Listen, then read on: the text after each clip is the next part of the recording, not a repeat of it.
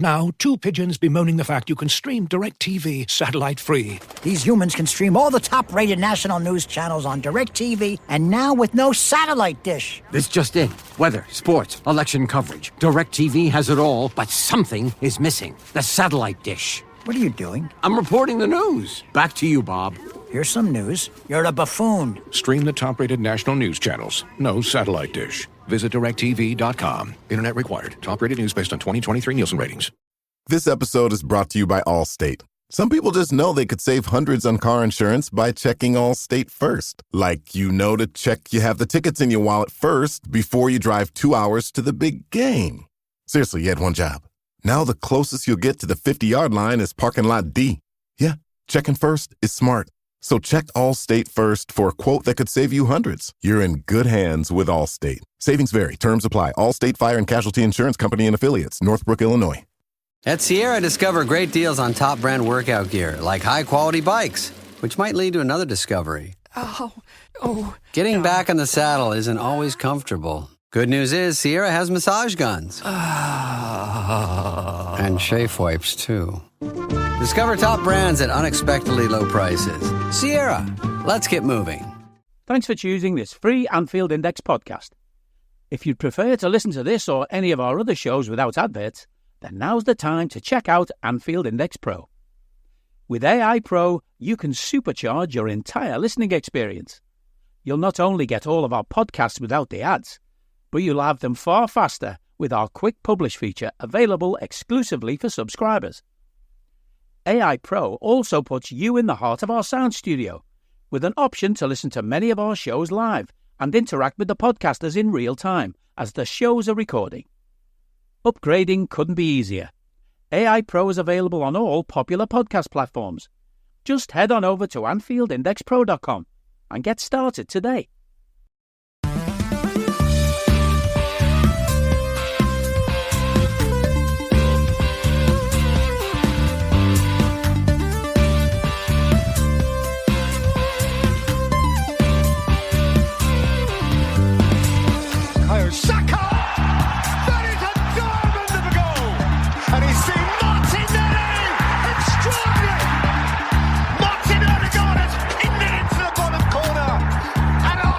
Dreaming.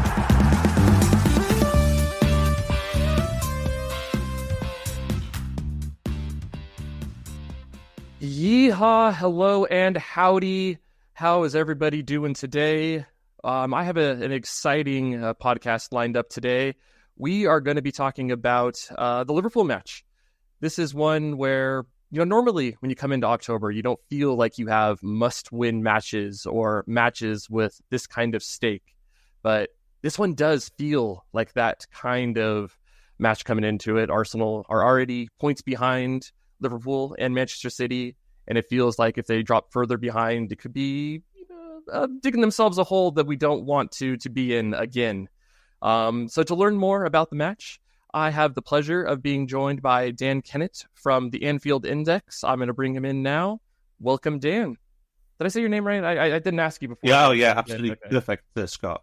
Great to be here, and huge, been a long time follower of yours, way before Canon Stats. Yeah, back when it was that crap, I think. Yeah, but tremendous. But keep fighting the good fight for the analytics cause, anyway. Yeah, and people can follow you. You do the AI Under Pressure podcast and doing kind of fun stuff. And anything else you want to plug here in the front? I like to move the plugging to the front while people are still paying attention. Yeah, absolutely. So if anybody is really interested in anything to do with football analytics, maybe don't follow me, but definitely follow the @AI Under Pressure podcast Twitter handle, because that is just pure analytics content. So for Liverpool. Yeah, I was looking at the stuff you guys did, kind of like the early season broken down. I think it was I can't remember the guy's name, but he had a website that he breaks down, and it has just beautiful statistics broken out by game state, all sorts of fun, interesting things. Oh, that's our developer. He's the equivalent of you, Scott. Yeah. Thing. So he's a doctor. He's Dr. Phil Barter. And he's professor of data science somewhere in one of the universities. So, but he codes in his spare time, so it's all done in R. And but a nice little nice little publication in Quarto. So. Yeah, no, it's absolutely beautiful. I might have some inspiration there to see if I can take some of those ideas that he's got there and kind of spread them around. We definitely need to focus on football analytics as a science. It's a collaborative thing. Everybody moving forward incrementally. Absolutely. Yep. So yeah, talk about Liverpool. So I think the best and probably the only place to start is with the big change that's happened at Liverpool, right? The switch from Klopp to Slot. So I'm going to start with kind of just like, how are the vibes kind of at Liverpool? I was reading some of your tweets earlier today, and you were kind of questioning, was there even any coaching done in the last 2 years? So I'm going to take that as a hint that the vibes are good right now at Liverpool. The vibes are, I can't remember the last time it was this positive. The vibes are incredible right now. 11 wins out of 12 in all competitions. It's just, three wins out of 3 in the Champions League on a sticky schedule in the Champions League as well. So it really could not have gone any better. And the one thing I would say is that when an iconic manager leaves, I think we've done a little bit better than the last 2 iconic managers to leave the Premier League and how their replacements were handled. So I mean, all credit to the people who've done this and appointed this in, because people around the world must be looking at next time we have a long-serving manager who leaves, what do we do? And basically the answer is, do what Liverpool did with Arne Slot. Yeah. I mean, to be fair, right? I mean, the early Arsenal returns from the Unai Emery era were good. I mean, there was the 2 losses, but then there was the long 22-game unbeaten streak and all things. So I think Liverpool's numbers look a lot better than Arsenal's did under Unai Emery. So I think there was definitely some lipstick on the pig on the Emery stuff, to use an American term. I'm not sure if that's one that you guys use. Yeah, so that's absolutely fine.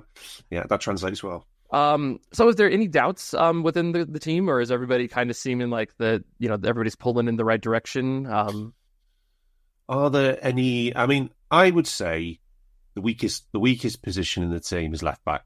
Okay. Andy Robertson is a long way below the player that he once was. When he was in the title, when we won the title, he was just a sensational fullback. But Father Time catches us with us all, and he's significantly post peak now. He's still a good player, of course. And then Costa Simicas, again, competent player, but probably the same level as Andy Robertson, maybe slightly better, even, to be honest, in some ways. But yeah, that is the one position in the 11 where we are at a not suboptimal level, I would say. Okay.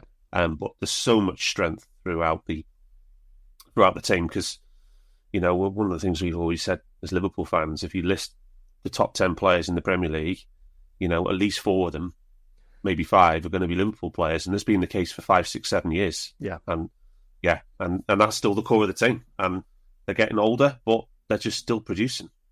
Yeah, right. I mean, I think that's something that I've always admired, from Liverpool, right? You came through, and I think even then, like, the team has done an excellent job of putting great at least nice pieces around there to platform the players that they've had. But yeah, you kind of look at Alisson, Van Dijk, Alexander-Arnold, and Salah, right? Like, those guys are going to go down, maybe not as like the best ever in the Premier League, but they're definitely going to be in the, kind of in the shout that they have, something that's there, and, definitely some good arguments. Well, yeah, let's just say best case scenario that Salah does renew, right? Why a couple more seasons? He could literally break every Premier League record going. He could break Alan Shearer's record if he has a couple. But, that's for the future. But, he's still doing pretty nicely this season. Yes. And he's in his last year. Yeah. So focusing a little bit more on some of the changes, maybe tactically. So I know that pressing has always been kind of something that's been associated with Klopp. I know when we played you guys in preseason, it did feel like there was still that pressure there as you guys kind of played us off the field in the first half. Has the pressing changed under Slot? Is it like a different kind of way that it's going about it? Is it trying to win the ball differently? I guess, talk us through that. So the way I would say it now is that, to use an American sports term, when we played under Pete Klopp, years 3 2, 3, 4, 5. What we changed a bit in later Klopp times. It was like a basketball full court press for the whole 90 minutes. We didn't change. We literally just did that for the full 90 minutes.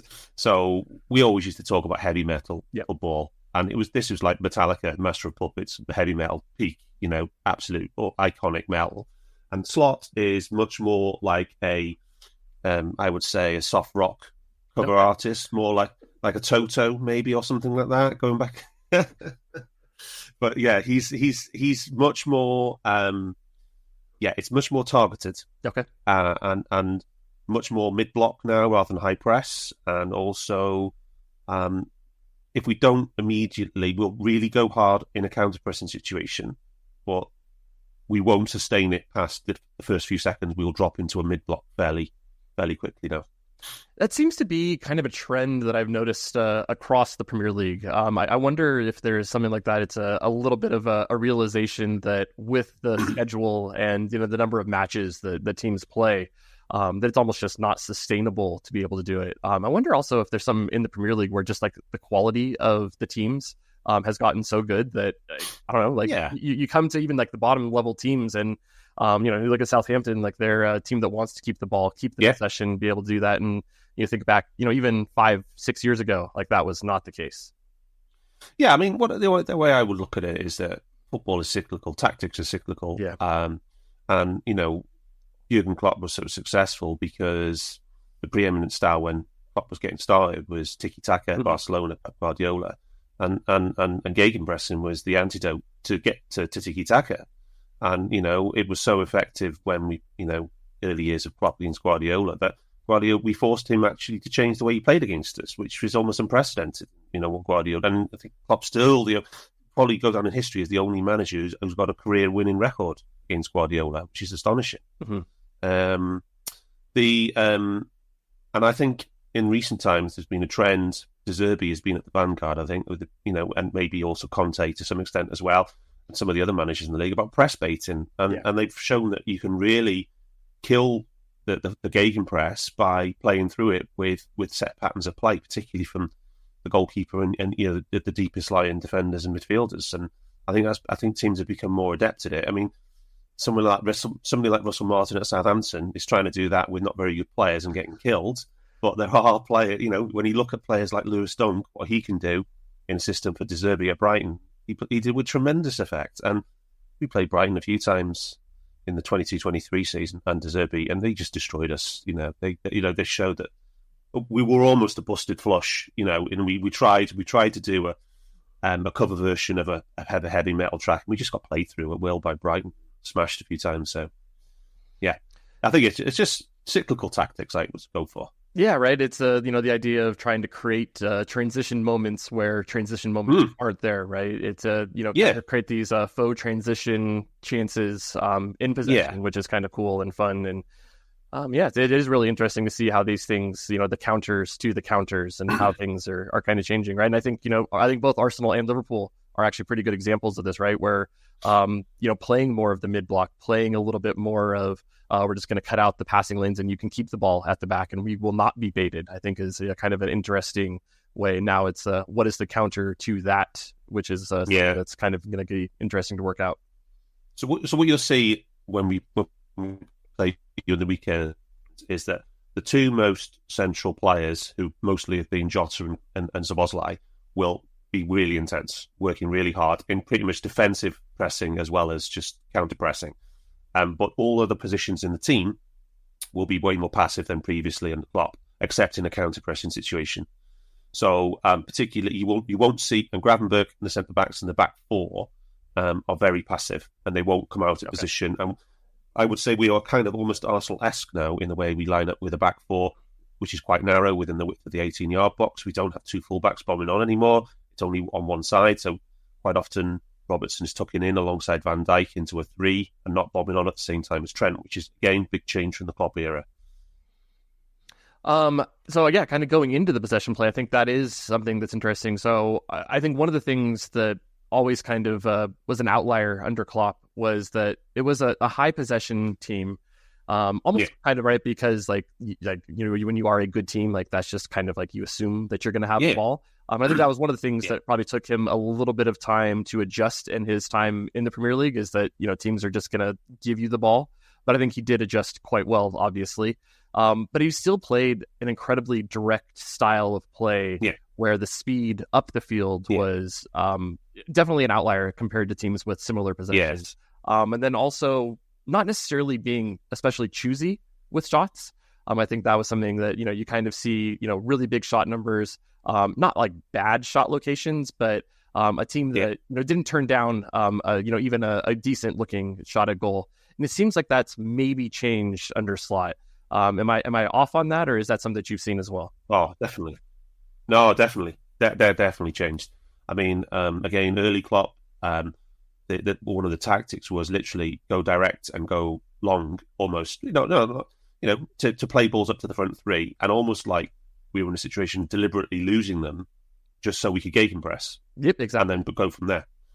Yeah, and then we'd have loads of shots because we were always in a gegenpressing situation.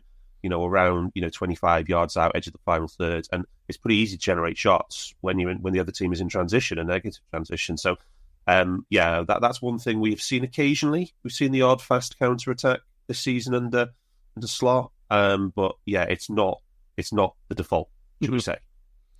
It's more if you have a Swiss Army knife, it's not one of the first two or three you'll go to on the knife. It's like the one little. Exactly right. If the situation's there, you're not going to turn it down, because obviously attacking in transition is still one of the best ways to generate good looks. And that's not something that, especially when the talent is still there to be able to do it, right? I mean, you still want to see, if you have, Darwin Nunez, if you have, Salah in your team, like you want those guys going against an unsettled defense as much as possible, right? Yeah, absolutely. Oh yeah, especially we used to call them basketball players. The players who weren't good against a low block and a well set team. Things like Alex Oxlade-Chamberlain. Yeah, he was fantastic before his ACL for us. And in a broken field situation, basketball style, he was just a powerful runner, and we could score goals, and he was brilliant in that Klopp gegenpress. But yeah, they're very much. When you need mealtime inspiration, it's worth shopping Kroger for thousands of appetizing ingredients that inspire countless mouth-watering meals. And no matter what tasty choice you make, you'll enjoy our everyday low prices. Plus, extra ways to save, like digital coupons worth over $600 each week, and up to $1 off per gallon at the pump with points. So you can get big flavors and big savings. Kroger, fresh for everyone. Fuel restrictions apply. Get your holidays started with the perfect tree in your perfect style from the Home Depot. Whether you want something that you can assemble in a few clicks, steal the show with over 2,000 color-changing bulbs, or a tree with lights that can be controlled by remote or foot pedal. The Home Depot has it all in our huge assortment of premium trees. Plus, get free delivery on over 2 million items this holiday from the Home Depot. Subject to availability, see homedepot.com/delivery for details. Whether you're ordering wings for the game, whipping up a 7-layer dip, or ordering pizza, there's something about football that makes you want to eat. And this football season, Uber Eats has the best deals on game day food. No matter what you're craving, from 2-for-1 pizza to buy one, get one wings, Uber Eats will be dropping new deals each week, all season long. Uber Eats, official on-demand delivery partner of the NFL. Order now. Terms and conditions apply. See app for details. Very, very, very significantly changed this season. And I think the number one difference is that we are now in a much better position as a team because we attack and build at slower speeds. Mm-hmm. If we do lose the ball, we are always in much better situations defensively without the ball. And that's been the number one tactical change. Yeah, I was going to say, is that do you feel like there's been a trade-off turning the dial between, favoring all-out attack versus, maybe dialing it back just a little bit to where things are? Yeah, and because I think the 22-23 season was horrendous. But even last season, the defense was not good enough. Right from the very start of the season, the defensive numbers were too high. We were conceding too many shots, too much threat, too many through balls. Alisson was saving big chances, one-on-ones all the time. And I think most fans would take to say, look, we can't play that way. It's not a sustainable way to keep going now. and the trade-off is there. We've dialed down the attack by about 15%, and we've improved the defence by 15%. And which I think is an amazing trade-off, because I don't know about you, Scott, but people always say when we had last season, when we had the average defence, should we say, or mediocre defence, people always say, well, look at the expected numbers, and the goal difference is still high. But I'm a believer that yes, okay, the expected goal difference and actual goal difference is the most important indicator, but there's a law of diminishing returns as the defence gets worse in that equation. So if you're like +1 expected goal per game difference, the team that is 1 and 2 is going to be better than the team that's 1.5, 2.5. Yeah. And I think that there's just some of that, right, when you're kind of going into the way that the sport is, where it's low scoring. There's a lot of variance in some of these things. Yeah. You guys did have, Alisson, who has been like just out of his mind, like historic. Yeah. Yeah. Right. Like he is like basically put up some of the greatest shot stopping numbers, and that can paper over some of those. But even the best keeper is not going to be 100% all the time. And it just puts so much pressure on you to have those kind of moments, right? As we saw, he can still make mistakes, as we saw in the same fixture last season. Absolutely. Who would have thought it would, you go there and Van Dijk and Alisson make a big mistake between them, of all the players. One of the other ones kind of tactically that I wanted to kind of touch on is the set plays, because I know Liverpool has been on the forefront of this, and I think, again, something that Arsenal have kind of modeled themselves after at trying to get the most out of this. One of the things that, again, was unique about Liverpool is that they really favored the outswinging corners, really kind of targeting Van Dijk. It was always there, like, getting him free for an outswinger. And it's worked quite well. But I was looking at the numbers this morning, and it seems like there's been, kind of a switch now into the in-swingers, which is something, that Arsenal have always favored. And, you kind of look at the research on this, and, outswingers are ones you're going to get more shots, maybe lower quality, but you're going to get higher volume. In-swingers are harder to complete, but you might get a few extra better ones. Have you noticed any major differences in the set plays? Yeah, well, obviously, if you've read Ian Graham's book, which I'm sure you have, it's actually not available here in the US yet, unfortunately. Oh, okay. I might need to have someone on the UK send it over to me. Post it to you. Honest to God, it's tremendous, absolutely tremendous, goldmine stuff there. But there's plenty in there about the whole in-swinger, outswinger stuff, which is great. But yeah, I think there has been a bit of a shift this season. But one thing we don't have, which Arsenal does, is a dedicated set play coach. And I can't remember the name of your chap, but he's been there for 2 seasons now, hasn't he? Right? Yeah, Nicholas Jover.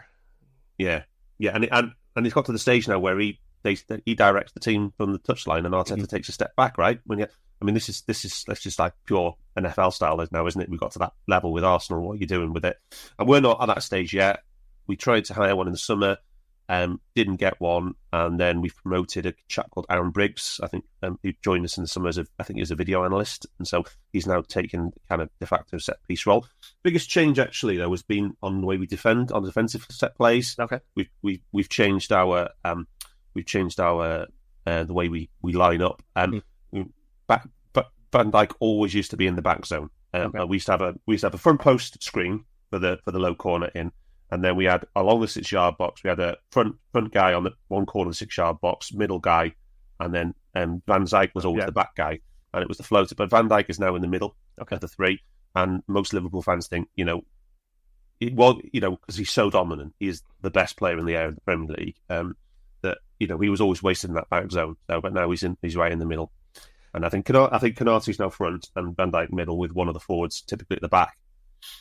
I think that's interesting, right? Yeah, because it's like, right, I wouldn't want to necessarily have him in the middle, right? And he's so good at reading the ball, being able to do that. It seems very logical to trust him to be able to, trust that follow the ball and be able to find the spots. Yeah, I think the issue we had was when it was Firmino in the middle zone, it was great. He was rock solid. But then when Firmino was out the team, and we were trying to play Darwin Núñez in the mid zone and Cody Gakpo in the mid zone, they just weren't up to it, and we did have a weakness there for a long time.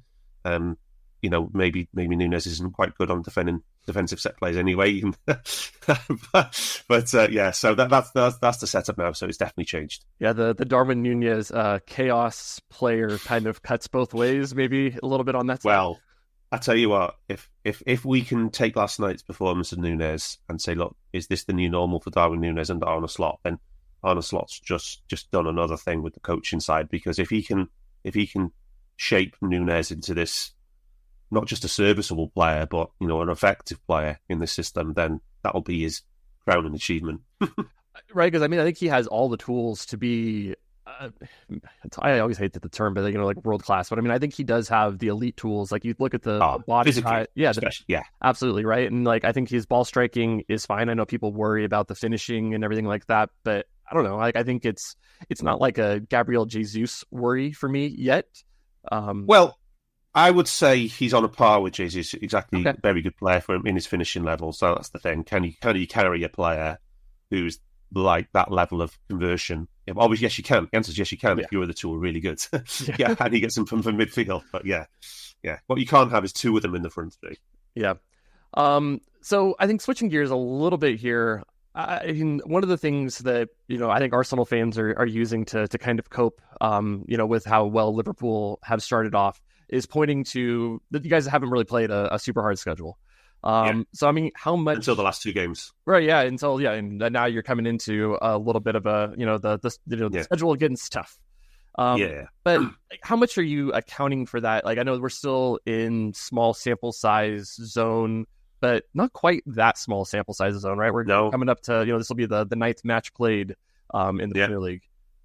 And if you track the three Champions League games, you're not going to say that AC Milan, Bologna, and Leipzig are freebies, are you? No, definitely not. Right. Especially what you do at this point. What you do at this point in the season, my experience is from the stats is you try and broaden the sample by including every game. So just to say that are we seeing anything different between the Premier League and the other competitions? I think that we're at the stage now where the underlying numbers are almost, I think they're pretty fixed, and I don't think the needle is going to move that much on them now anyway, even if they do get polluted by a few poorer performances against bigger teams like Arsenal.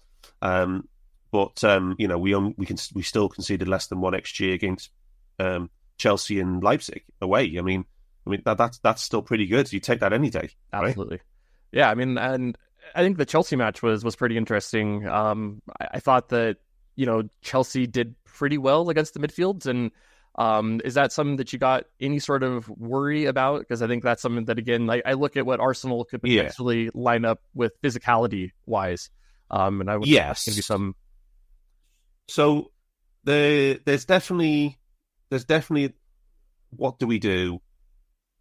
A lot of Liverpool fans think back to the Everton game at the end of last season when we got absolutely bullied, and it was a bit of a kick in. Obviously, Everton don't beat us very often, but that was a real horrible night for all the Liverpool fans, and that's the kind of performance we're looking at. They lined up with Doucouré, Gueye, and I think it was Garner, just like three big lads in midfield who just get around, kicked us and bullied us, and that's the worry that some fans have got. One of the benefits of Ryan Gravenberch playing in midfield, he's quick and he's tall and he's rangy and he's athletic. Mm-hmm. And he's not going to crunch into stuff. He does add a physical. Curtis Jones, if he plays, another big lad. He's another 6-footer, terrific. Good pace, very aggressive in the over 5 yards. And you got Dominic Szoboszlai, who's again tall. He's another 6-footer. He's absolutely lightning fast. I'd wager he's probably, if you put all 22 players against us and you, then in a sprint race, Szoboszlai would win it. He's just rapid. He's like Van der Ven at Spurs, basically, that level of pace.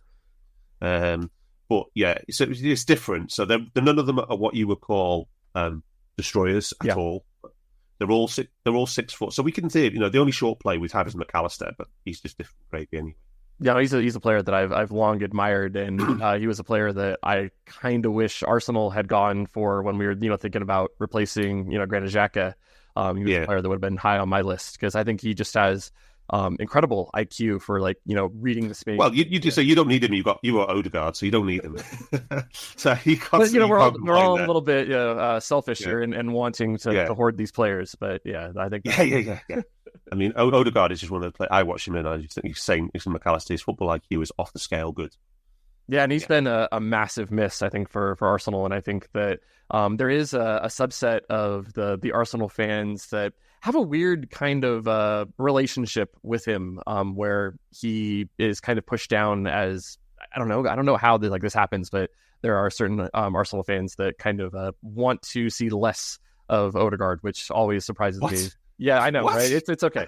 There's some wackos in every fan base. Where some people were almost kind of happy. He's like, all right, now we can see how the team looks, moving away, freed from the clutches of Odegaard. I would say that as a fan looking in, I would say he's easily your best player. I wouldn't say it was even close. I mean, I would definitely put Saka in that same kind of regard. And I think that and then also just kind of putting the two of those guys together on the same side of the field and being able to play off each other. Such a great link up as well. Yeah, absolutely right. It's similar to you want to see Alexander-Arnold and Salah on the same side of the field, and the partnerships that you're able to kind of get together. And I think that is something that is absolutely. But I think one of the things with Odegaard that I've been incredibly impressed, right? He comes into the team, from Madrid, and you think, all right, he's a 10. And he kind of played early as a bit of a 10 behind the striker, being able to do that. But you saw last year Arsenal losing Xhaka, needing more ball progression, and Odegaard really kind of turning himself into a true 8, being able to play almost box to box, being able to do that, picking up a lot more of the ball progression from deep. His passing is brilliant. His production is outstanding in terms of goals and assists. And his pressing is unbelievable. I mean, the game we played against us at home, where him and Havertz dropped into the double 10. Yeah, it's just frightening prospect to play against. I mean, that reminded me Pete Bogby, Firmino type of off the ball levels of you got to get through those two. Crikey. So I kind of going back to the midfield. So I know this is something that Liverpool have been kind of chasing for the last couple windows, right? So we had the window before, we going after Caicedo, Lavia, went for Zubamendi this summer. Yeah. You guys have kind of settled on Gravenberch as the answer kind of for that spot. Do you think that's the long-term solution? Is it something that's just this is the best option that we have internally? I don't know. What's the kind of the feel there? Yeah, well, if you want to go back further, you could have listened to Jude Bellingham on that one. Because we spent the whole of the season before trying to convince Jude Bellingham to sign to no avail, and then then after that it was Caicedo, then it was Lavia, then So I think the number one thing is that Endo was a stopgap. He always was. He was signed as a stopgap, and I think it's pretty clear that Slot doesn't rate him very highly. So an Endo replacement is still very much the number one piece of transfer business or Endo upgrade that Liverpool are going to do. The question is whether you need a 6 or whether you need an 8, or you need a 6/8 or whatever. But it's another midfielder who's still there. But right from the first training sessions, it became clear that Slot was working with Gravenberch in training and basically going to try him in this role. Mm-hmm. And he said in the first international break, when he had to give an interview to Dutch media, I think it was, about Gravenberch, and he said, well, obviously I knew him from Ajax because he was at Feyenoord at the time, and let's just say that Ryan didn't like working against the ball. Let's put it that way. But to see what he's done with him in 3 months, it's just astonishing, because before Gravenberch would play as an 8, and he'd dribble and he'd lose the ball and he'd throw his arms up in the air and he'd shout at the other players to go win it back for me, kind of thing. And he was that typical luxury player that the rest of the team hate because he doesn't muck in and he just and he doesn't do enough when he's got the ball either. But now he transformed so much that there was a moment in last night's game against Leipzig where we 1-0 up, and they got into position down the left, put in a really good cutback, and Gravenberch was sliding in basically and cut it out before it got into the 6-yard box. And Van Dijk was behind him, and he went absolutely, he roared his appreciation, because it was quality defending, right? And then Gravenberch smiled back at Van Dijk in a real kind of sheepish way, like he actually enjoys the defending now. And, and that's the transformation that we've seen with this guy. I mean, if you'd have said I think 99% of Liverpool fans would have said there's absolutely not a count in hell's chance he could do this role last season based on what we'd seen. And then the manager comes in, he puts him there, backs him, and honestly, he's been incredible. And that midfield three is the strength of the team. That triumph, but McAllister, Szoboszlai, and Gravenberch is what's holding it all together. The holiday season officially starts when you get that first card in the mail. Shutterfly makes it easy to add more meaning to the everyday with hundreds of holiday card designs that can be personalized in seconds with your favorite photos from this year. Select your greeting, customize the color, and even add little extras like personalized foil to make a holiday card that really shines. Enjoy 40% off with code SMILE40 at Shutterfly.com and send something meaningful this year. See site for more details. I don't need a VPN. I've got nothing to hide. Ha. This is what I used to tell myself before I hooked up with LibertyShield.com. Not only is my home internet now fully encrypted, but I can now access all the websites I want, whenever I want, and do so from absolutely anywhere. As a Liverpool fan, I love to know I can now watch every match, regardless of whether it's on UK TV or not. My Liberty Shield VPN makes sure nothing is blocked and guarantees me super fast streaming speed throughout that match. You can get connected right now with their software package, which includes a 48-hour no-obligation free trial and instant access to their apps for Apple, Android, Fire TV, PC, Mac and Android TV. Or go a step further like I have and get one of their pre-configured VPN routers. These small but powerful devices allow you to easily connect every device in your home to VPN, making it the perfect solution for smart TVs, Mac boxes, and games consoles. Visit LibertyShield.com today and use coupon code AIVPN25 to get 25% off at checkout. Because I think when you kind of looked at his time, before he came to Liverpool, I think you described him absolutely perfect, right? He's that luxury player. Like he has all the skills, and again, he has the body profile that you absolutely want in a player like that. But that was always the question, I think, of did he have the commitment? So it's interesting to see. So is this something that you think that is it no longer as much of a pressing issue? I think so if you don't want to use Endo, you probably still need to get a replacement. Yeah, absolutely. Yeah, so we've got four really good players now for the three midfield positions. People saying that Szoboszlai plays as the 10, he doesn't really. He basically plays as an 8, and all three players in midfield are very close to each other, which is one of the big things you'll see. We're very compact now. It's not a 2 and a 1. It's very much a 3 close together. And Szoboszlai and McAllister will kind of alternate, right? Moving up and down. Yeah, to be the deepest one next to Gravenberch. Yeah, absolutely. So it's very much a 3 together. And Jones, when he comes in, he's at a really high level as well, and he's a terrific. Curtis Jones is probably if you list our squad and the players who weren't in the 11, he would be the highest quality player who's not in the 11 already. So Jones is a really good player to come in as that fourth option, but we do need that. We do need that fifth good quality option though. Yep. So is Mo Salah ever going to slow down, or is this is he forever? Seemingly not. Yeah. This is bad news for the Premier League. Seemingly not. Did you know he's already got 7 goals and 7 assists this season? It's crazy, and it's 14 in 12 games. Yeah, you watch him, and it's like I don't believe his age because he doesn't look like he's lost anything. All right, and you were talking about Robertson earlier, right? And eventually, Father Time comes for everybody, but he has done an excellent job of fighting off, the age cliff that comes for him. I don't know if you were director of football and you had to go make the decision. How long of a contract would you be looking at for him if you were going to do it? Well, again, Ian Graham's book, there's a chapter on this. Talked about what he was asked to commission a piece of work for the original contract extension. And they said 3 years there. I don't think we got him to 3. We only got him to 2, the original extension. Yeah. But yeah, I do exactly the same thing. I'd have 2 years, absolutely no issues. And if he resigns, I'd take the hit on the 3rd year almost if there was a decline. But it's not baked in. It's not guaranteed. It's the same with Van Dijk.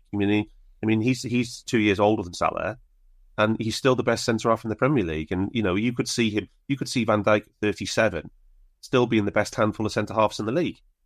Yeah, especially if you think about if the tactics have changed to where he isn't being put in quite as many situations where he's being exposed over and over again, kind of like you saw, under I think last season. I think that's something where all right, has he lost a step? But I think that was almost just a a little bit of a reflection of some of the suicidal defending that kind of got onto the team. He also had his first ever hamstring injury last season when he was away at AFCON, and he came back, and he was never right the rest of the season. And that did really have a negative impact on him because he's never had a muscle injury before. It's astonishing, his body. But before that, we were talking before AFCON, Liverpool fans, we were saying, he's a shoe-in for Premier League Player of the Year. And we think, he's going to be the first 3-time ever recipient of Player of the Year because no one's done it 3 times. That's the whole thing with it. But then once he got the injury and he couldn't come back, it was kind of moot after that. But he's had at least 35 goal involvements for 7 straight years. It's wild, right? Like, I mean, to me, like 3 times he's had 46 or more in a season. 3 times. Like there's some of the things and I know there's again a lot of Arsenal fans trying to put Saka at the level, but it's like you got to stop it a little bit of time there. Like I think he has the potential to do that and maybe be the heir apparent to hit, but I mean that's an interesting one. The other one the thing could be right at some point there will be a crossover, right? Saka Salah crossover, right? But the question is it this season? Is it next season? Because if you look at what you got, Saka's been red hot this season so far, right? I think he's averaging over a goal or assist per game. Yep. But Salah's he's on 1.3 goals plus assists per 90 this season in all comps. Just nuts. Yeah. He's the fastest Liverpool player ever in history to get to 5 goals and 5 assists in a season. He did it after game week 6 or something. Yeah, it's always fun to kind of look, I love to go on to FBref and just kind of look for these kinds of weird anomalies and all those kinds of fun things and to be able to do it. So I was also kind of just looking at the injury report before here. So it looks like Alisson is going to be out again here. For sure. Alisson's out Kelleher until December. Is looking like a really good backup. I'm kind of jealous that they have this guy in the wings being able to do it. This has been now 2 seasons that he's kind of filled in for Alisson and played really well. Is there anything like that you kind of see as like a drop off between the 2 players? Of course there's a drop off, particularly on the savings because Kelleher is not as big as Alisson. His wingspan isn't as big, so. But one thing he is better at than Alisson, unquestionably, is with his feet. Yep. And he is outstanding with his feet, and in terms of playing out and linking with the back three, in having the ability to press bait is much better with Kelleher in the team. Not saying we'll try it much against you guys, but he's much more sure with his feet and his technique than Alisson. But otherwise, he is mini Alisson. You look at his profile for sweeper keeper, for his command of his 6-yard box in terms of catching his punches, and his shot numbers and his savings numbers are great. And remember, two season, he's won 2 trophies directly consequent. His personal performance won 2 trophies for Liverpool already, both against Chelsea in the League Cup. Mm-hmm. And the stuff he did in last season's final, some of the saves he made. I mean, we had no right to win that game with the team he had out. But you think about how many saves that Kelleher made. I think he saved 3 post-shot XG in that game. No, it was an out-of-his-mind kind of performance. I know the one that always comes to mind as like a comparison, I know De Gea did one of those against Arsenal where he stood on his head and made 12 saves and some similar. Yeah, that was at the Emirates, wasn't it? Yeah. Man United won 1-0 or something, I think. Well, dialing in a little bit more on the match, do you anticipate Liverpool making any kind of specific kind of tactical tweaks for coming up against Arsenal? Yes, I think one of the things that we've got now on the touchline, unquestionably, is we are much better in game, managing in game. Slot, I think Slot is, whilst Jurgen did something which is much bigger in terms of he created an era of tactics in gegenpressing, which has lasted 15 years and is ongoing. And he basically killed tiki-taka because of what he did, right? So when you think about if you rank managers who shape football and shape eras, right? Klopp was that kind of manager, right? Because he created this style of play. But in-game tactics, which is a completely different, like Emery style and moving things around, and maybe Arteta style, it was always a weaker point for him, in my opinion. Not all Liverpool fans agree with me on this. They always say, he was fine in game and stuff like this. But I think Slot is very, very good in game, and he will react to things maybe after 10, 15 minutes, even within game, and to, as the shifts of, maybe something slightly unexpected happens with a game which he didn't foresee, and he will react fairly quickly. And one thing we'll also see is that if the opposition want to be narrow, we can fan out more and take a more widen the pitch naturally. As I think one of the advantages maybe we play versus you guys is that we do play with two natural fullbacks. We can get natural width there on both sides, and we can spread the wingers wide, which you've got good wingers as well, of course. But if the other team wants to go wide, we can funnel and we can go central, we can congest as well. So we are quite clever in the way that we will adjust, and what happens in the first 15 minutes of the game won't necessarily be what Slot does. He's more than happy to make tweaks very, very quickly based on what the opposition are doing. Yeah, I think so it'll be expect a bit of a chess game maybe. Yeah, and I think that's kind of my anticipation kind of coming into. I think Arsenal's going to be kind of a cobbled together team. I'm not even sure who we're going to have to actually play fullback in this game. It's looking very iffy. So it's kind of we're obviously without Saliba here, so we're going to have to bring somebody else into center back. So it's a question of is it Ben White that comes in? Is it a Jacob Kivior that comes into center back? Then the fullbacks that we have. It looks like Urian Timber is a question for the game. Ricardo Calafiore was ruled out for this one. It looks like he's going to be out for a couple of weeks. Keep going, Scott. This is music to my ears. I know. Takahiro Tomiyasu, who has done well against Salah in the past, is also one that probably isn't going to be in here. So kind of looking at the options, it's pretty slim pickings. I think we might see potentially like Zinchenko as an option here on the left. That's nice. And I guess Salah likes Zinchenko. Yeah, the other option is play an 18-year-old Miles Lewis-Skelly, throw him into the fire here. But it's going to be a bit of a makeshift defensive line here for us. So it's going to be something that I'm not really sure how it's going to look out. So I that's definitely the area where I'm concerned about what Arsenal is going to do. When I was kind of looking at things, again, I'm trying to think that we need to figure out a way to try to get the ball out of our own defensive third and try to keep it more away from there, because I don't want to see us bunkering in for extended periods over and all. I don't know. I think it'll be an interesting tactical battle. Do you think that the attacking the fullbacks is going to be the idea from Liverpool? I would suggest, because you're very strong through the middle, particularly if you play Partey and Rice. There's not much space there, really, is there? So I would suggest that we but I don't think we'll overcommit. We'll just simply say, Diaz up against Ben White. I think that's a good matchup for us. And Cody Gakpo, he's probably, along with Graham Birch, such a season-on-season improvement. You want your analytics, keep an eye on Cody Gakpo's expected numbers, okay, Scott? He's really making the leap, right, as we say. But I think it'll be Diaz against White, which is a good matchup, I think, for us. And obviously, if it's Zinchenko against Salah, I think that favours us as well historically, because Zinchenko had some terrible games against him for Man City as well. So, we'll see. And obviously,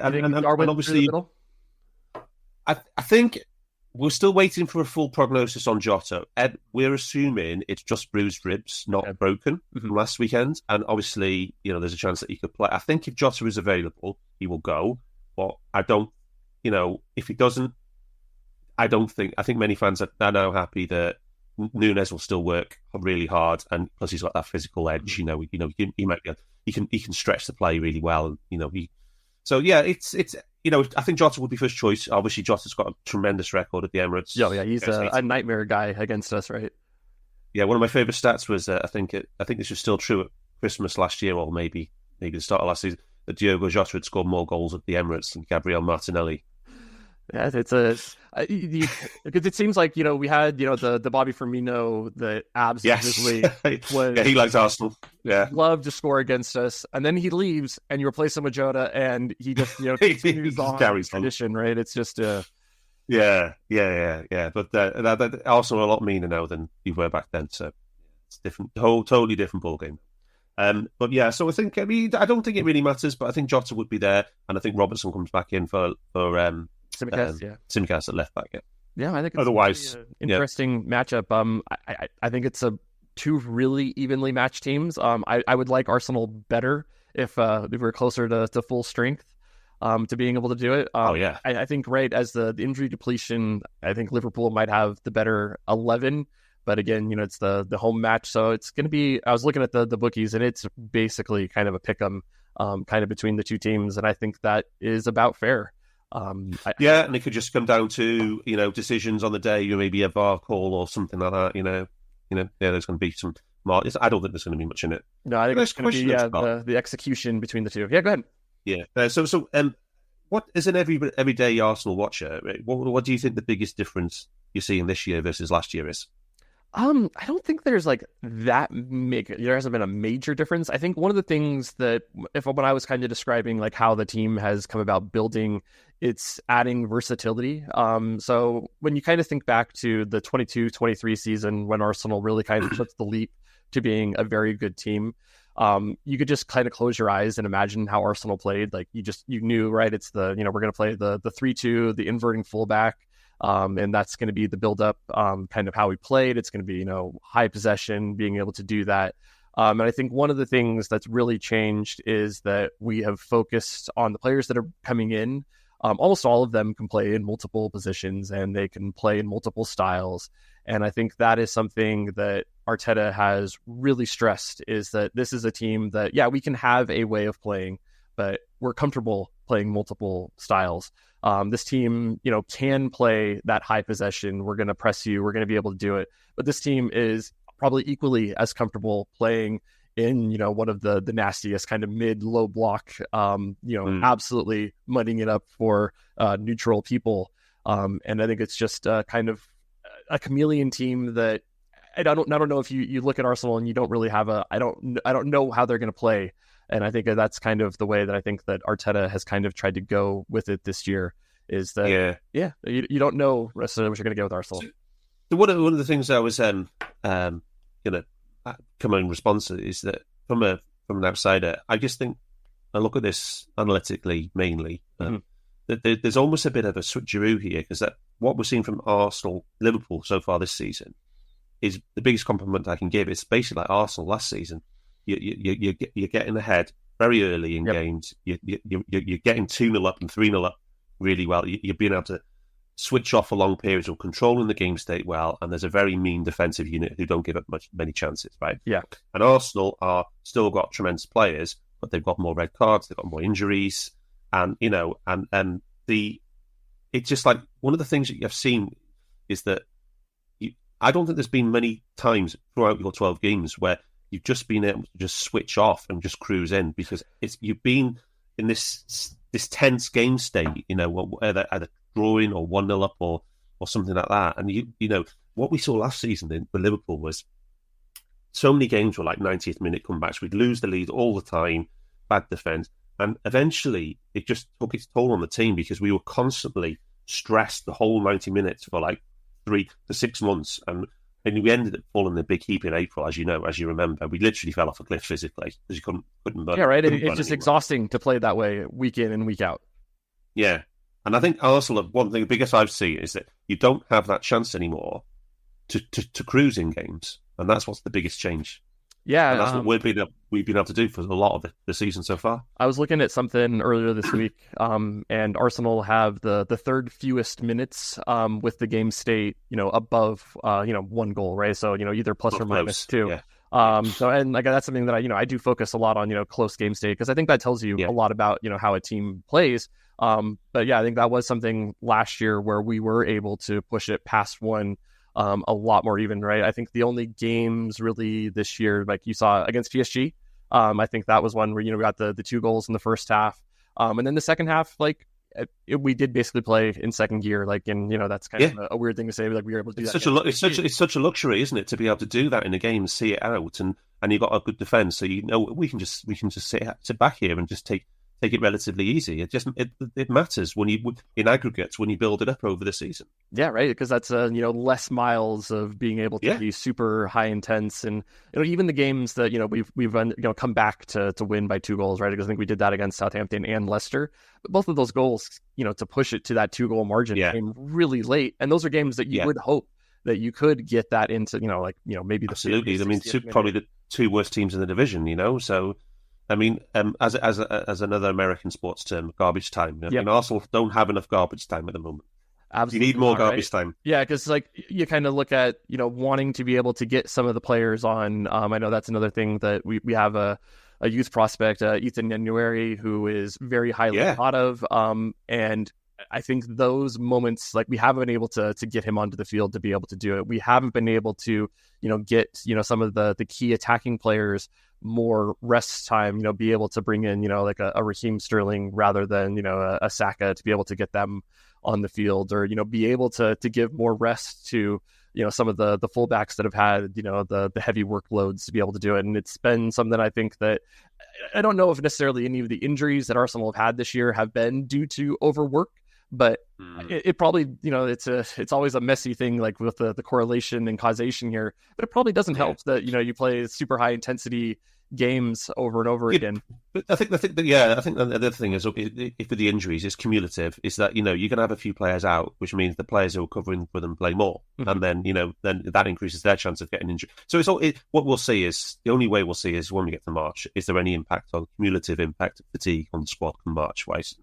See if anything happens then. Yeah, because that was something that really bit Liverpool last year, right? Because you guys rode the injury period really well. Right, you were picking up results there. I don't know if you guys were playing, top, stuff, but you guys rode through it with the fixtures and you got the results. Yeah, but it did seem right as you guys got, quote unquote, healthy, it kind of all fell apart. You could see the kind of the cumulative exhaustion kind of hit them. Yeah, absolutely. And then the adrenaline from the young players who came in and did well, that all dissipated as well, and it was just a big damp squib for the last 5 weeks of the season. So yeah. So that's the biggest thing, a down note, but yeah. Well, the biggest thing you can do in the meantime is stop getting red cards, right? And then obviously the main time is try and get some players back. That would be the number 2 thing, right? Like if we're gonna get a red card, like make it like an 85th minute red card, not one at halftime, and you have to play a full half or longer, right? So we've had one that came in like the 48th minute. We had one that came right at halftime, and we had one that came at the 30th minute. Yeah, and it's like you can deal with some red cards, but it's just really hard to play. Although I will say, right, our red cards last season when we had the same pattern is that we had 4 red cards in the first 8 games, and 3 of those were first half as well. I remember, but it did give us the opportunity for one of the greatest single results of the whole Klopp era at Newcastle. That was where Van Dijk got sent off after about 17 minutes, and then we ended up, Newcastle played 70 minutes or 80 minutes almost with 11v10, and we won it with smash and grab late on with 2 goals from Núñez. It was just an unbelievable result. So that was a high, and the Bournemouth one that was a home game against Bournemouth. McAllister got sent off first half, won that one. And then, obviously, the Spurs game, 2 red cards in that one, and the VAR fiasco with the Luis Diaz goal. And then we still only lose it. We lost 2-1, I think, with the last kick of the game, with an own goal from Matip. So, that was hard to take. Yeah, it feels like we're almost playing back how you guys did last year. And I would not recommend it to anyone, and I'm sure you would feel the same way. Yeah, don't do that. It's not a good strategy. No, absolutely not. Yeah. Dan, it's been wonderful to chat with you. I've been looking forward to this, so I appreciate that. Again, follow Dan on Twitter. It's Dan Kennett, right? Is it all together? At Dan Kennett. Put it in the bio. Yeah, at Dan Kennett. I'll give you a tweet out later on when this goes out. Absolutely. On the Anfield Index. Great stuff. And I'm hoping for a good match on Sunday, because I think it'll be a really interesting one to watch and kind of measure both teams against. Because I've always felt Liverpool are a team that I think did like things the right way and were a team that I admired. And I've always used them as a measuring stick for Arsenal. So yeah, this will be a good one. Yeah, well said. And this is where we all need to come. The whole league needs to come together to fight against Man City. Forget Liverpool and Arsenal fans should not be fighting with each other. We're all fighting against Man City. Yeah, right. And I always felt it was weird, like when people were like, "Oh, I wanting to have Manchester City win," just because it's like nobody hates them, right? And it's like, but I think people are starting to no. That we need to crush them. And they need to, yeah. The only way we all beat City is by sticking together and going against them. Yeah, we need to get the red cartel together to actually band against them. Right? Bring it on. There we go. That's a perfect spot to end it. Thank you so much, Dan. This was a great talk. Thank you. Cheers. We hope you enjoyed listening to this Anfield Index show. Please be sure to subscribe to our channel so future podcasts find their way to your device automatically. There's nothing quite like fan engagement, and we'd love to know what you think of anything discussed on this show. The best way to get in touch is over on our free Discord community, where both podcasters and listeners debate the hottest LFC topics 24/7. Sign up free now at AnfieldIndex.com/Discord. You won't regret it. You can also follow us on Twitter at Anfield Index and find us on Facebook by searching for Anfield Index. Oh, and before you go, we'd love it if you could leave us a 5-star review on your favourite podcast app.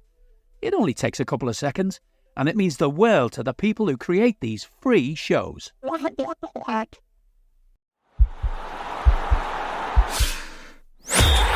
podcast is part of the Sports Social Podcast Network.